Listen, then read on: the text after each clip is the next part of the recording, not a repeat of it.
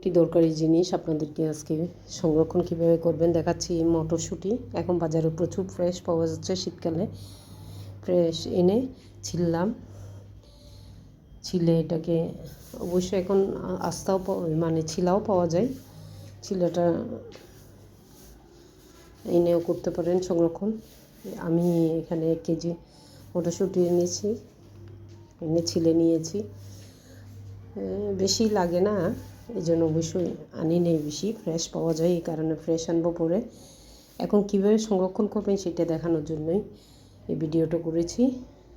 এভাবে ছিলে নিয়েছি, ছিলে ধুয়ে নিলাম, ধুয়ে নেব।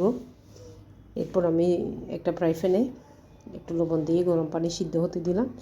লবণ পানি আর গরম পানিটা সিদ্ধ হয়ে গেলে ওটার মধ্যে এটা ঢেলে দেবো, ঢেলে দিয়ে 2 মিনিটের মধ্যে এটা নিয়ে নেব। এই যে আমি গরম পানি সিদ্ধ হচ্ছে, সেখানে লবণ দিলাম একটু পরিমাণ মতো।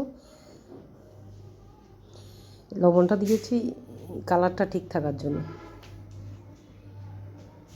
এখন মটরশুঁটিটা ঢেলে দিলাম,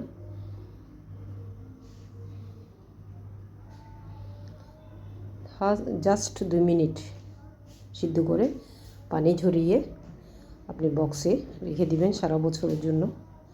কীভাবে সংরক্ষণ করবেন সেটা দেখালাম। একদম সবুজ থাকবে, একটু সামান্য লবণ দিলে, বেশিক্ষণ সিদ্ধ করতে হবে না। আজকে দেখিয়ে দিলাম মটরশুঁটি কীভাবে সংরক্ষণ করবেন সারা বছরের জন্য। এখন শীতকালে প্রচুর ফ্রেশ মটরশুঁটি পাওয়া যাচ্ছে, এটা অবশ্যই সবসময় লাগে। আপনারা সংরক্ষণ করবেন। সিদ্ধ হওয়ার পর আমি যে ছাঁকনিতে ঢেলে নিয়েছি, ঢেলে ঠান্ডা হয়ে গেলে একটা বক্সে ঢেলে নেব।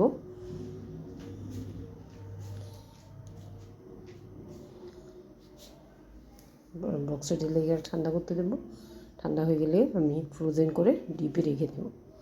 আপনারা এইভাবে সংরক্ষণ করতে পারেন বা আস্তা কাঁচাও রেখে দিতে পারেন। অনেক সময় কাঁচা রাখলে না, এটা যখন আপনি ফ্রোজেন থেকে বের করবেন তখন এটা কেমন নরম হয়ে যাবে, সেই জন্য এইভাবে রাখলে আপনি যখন লাগবে তখন ডিপ থেকে বের করে সাথে সাথে ইউজ করতে পারবেন, আর নর্মাল করতে হবে না।